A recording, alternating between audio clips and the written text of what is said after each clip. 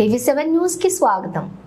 ఘంటసాల కళా పరిషత్ 19వ నాటకాలు కళా పరిషత్ కార్యక్రమాలు ఆదివారం రాత్రి ఘనంగా జరిగాయి.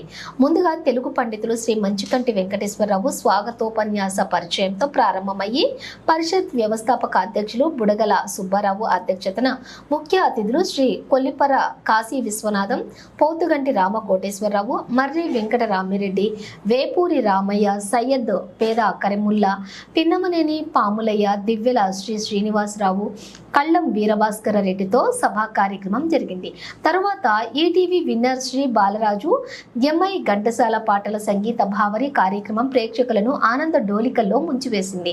రెండవ కార్యక్రమంలో మధు ఆర్ట్ థియేటర్స్ వారి యొక్క మౌనం నాటిక ఈనాటి తల్లిదండ్రులను ఆలోచింపచేసింది.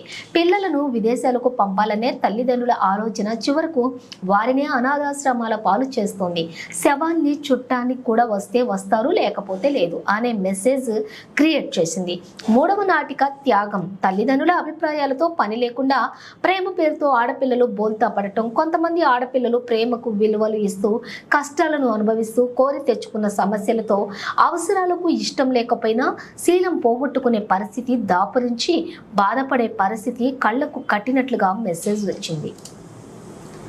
నాలుగవ కార్యక్రమం చూసుకున్నట్లయితే టీవీలు, ఫోన్లు పిచ్చిలో పడి బాహ్య స్పృహ లేకుండా కొని తెచ్చుకునే వివిధ రకాలటువంటి సమస్యల మెసేజ్లతో జబర్దస్త్ టైప్ హాస్య వల్లరి ప్రేక్షకులను కడుపుబ్బ నవ్వించింది. ఇక ఐదవ చివరి కార్యక్రమం చూస్తే శ్రీకృష్ణ రాయభారంలోని పడక సీన్ పౌరాణిక నాటకం ఈనాటి తరాన్ని ఆ కమ్మటి పదాలతో, ఆ కమ్మటి పద్యాలతో ప్రేక్షకులను అలరించింది. చివరకు పరిషత్ ఆర్గనైజింగ్ సెక్రటరీ కంబాల శ్రీనివాస్ వందన సమర్పణతోటి పరిషత్ కార్యక్రమాలు దిగ్విజయంగా ఘనంగా పూర్తయ్యాయి. ప్రేక్షకులు కిక్కిరిసిపోయారు. కార్యక్రమంలో మరో ఆర్గనైజింగ్ సెక్రటరీ దాసరి తిరుపతిరావు, మాతంగి సాంబశివరావు, జొన్నలగడ్డ రత్నబాబు, వల్లం చెన్నకేశవ, తోట అంకమరావు, తోట హరిబాబు, బుడపాటి తిరుపతిరావు, నంబూరి హనుమంతరావు, నంబూరి తిరుపతిరావు, ఆలపాటి వెంకటరావు, తోట పోతురాజు, మామిడి కొండలు, మాదంశెట్టి వెంకటరావు, పసుపులేటి శివ, బుడగల వెంకటరావు తదితర కార్యకర్తలు పాల్గొన్నారు. ఈ కార్యక్రమానికి వచ్చినటువంటి అతిథులకు, పాత్రికేయులు మిత్రులకు, పోలీస్ వారికి సహాయ సహకారాలు అందించిన మిత్రులకు, ఆర్థిక చేతనిచ్చిన నాయకులు మిత్రులకు వ్యవస్థాపక అధ్యక్షులు బుడగాల సుబ్బారావు ధన్యవాదాలు తెలిపారు. ఈ రోజున సర్వకళ సమాహారం నాటకం అంటున్నాం. తెలుగు నాటకం వికాసవంతంగా ఉన్న రోజులు చాలా గొప్పవి. అది చారిత్రకంగా చరిత్ర చెబుతున్నటువంటి సత్యం. అయితే ఆ నాటకం సర్వకళలకి అంటే అందులో నృత్యం ఉన్నది, భాష ఉన్నది, సాహిత్యం ఉన్నది, వాక్పటిమ ఉన్నది, మంచి శ్రావ్యం ఉన్నది. ఇవన్నీ సాహిత్యానికి సంబంధించినటువంటి దాంతోపాటు లలిత కళలు కూడా నిక్షిప్తమైనటువంటి నాటకం అనేటువంటిది ఈరోజు దూరం అయిపోతుంది. వికాసవంతమైన జీవితానికి కూడా మంచి మేధోశక్తులే అభివృద్ధి చెందటానికి, ఒక ఆనందాన్ని, ఒక ఆలోచనని అందించడానికి ఒక అద్భుతమైన నాటక ప్రక్రియని మనం ఇటీవల కాలంలో మన సమాజం నిర్లిప్తతో చూస్తుందనే చెప్పాలి. ఒకప్పుడు వైభోగవంతమైనటువంటిది జరిగినటువంటి చరిత్ర. ఇప్పుడు బెంగాల్లో కానీ, లేకపోతే అటు తమిళనాడులో కానీ,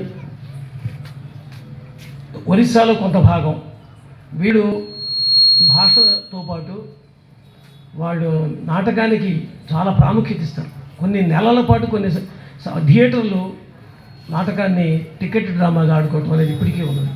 తమిళనాడులో నేను చూశాను, బొంబాయిలో ఒకటి చూశాను, తర్వాత కలకత్తాలో ఇప్పటికీ జరుగుతున్నటువంటిది. కొన్ని వందల రోజులు ఒక నాటక ప్రక్రియ నడుస్తుంది అంటే టికెట్గా వాళ్ళు అంత ఆదరిస్తున్నారో ఆలోచిస్తాం. నేను చెప్పడంలో ఇది ఒక అర్థం ఉంది. తెలుగు భాషపై మక్కు కూడా రోజు రోజుకి తగ్గుతుంది. ఇటీవల కాలంలో సోషల్ మీడియాలో ఒక పాట వస్తుంది, తెలుగు ఎక్కడ ఉందరా అనే ఒక పాట వస్తుంది. అరే తెలివితో కూడా తెలుగు ఇంకా ఎక్కడ ఉందరా మాసిపోతూ ఉంటే, తెలుగు భాషను మనం మాట్లాడటలేదు, అమ్మ భాషను మాట్లాడటలేదు, మమ్మీ డాడీలకు పరిమితం చేసాము, ఇంట్లో మాట్లాడటలేదు, బజార్లో మాట్లాడలేదు, గ్రంథాలయానికి వెళ్ళటం లేదు, పుస్తకాలు మనం చదవటం లేదు.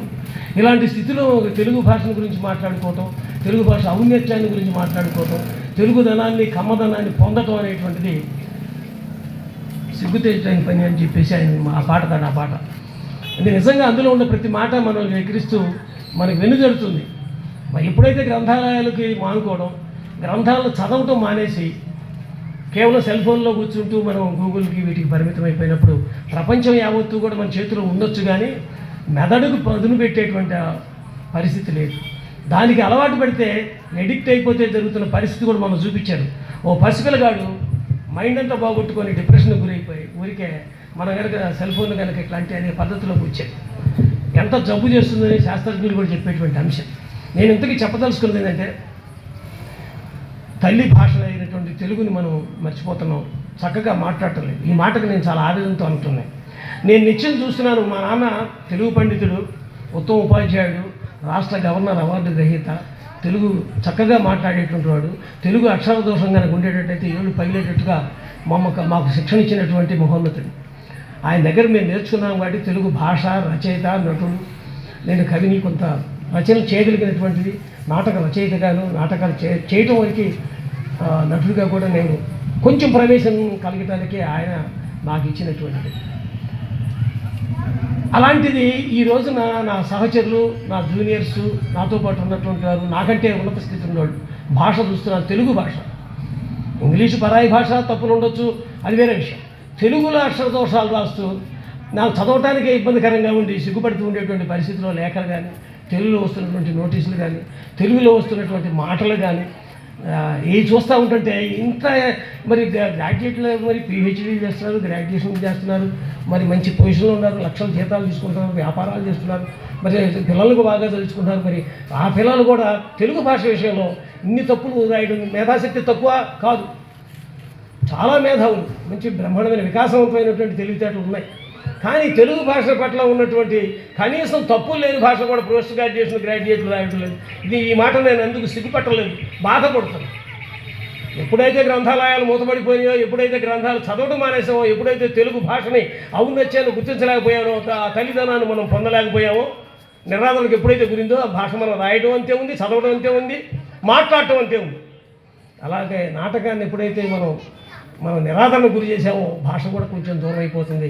ఈ సాహిత్యం, లలిత కళలు అనేటువంటి దాన్ని తిరిగి పునరుజ్జీవింపజేసేదానికి వేదికలు కొలమానంగా అవటం, కొంచెం సహాయపడటం, సేవా కార్యక్రమంలో సుబ్బారావు పునీతులు కావటం అనేది చాలా చాలా మంచి విషయం.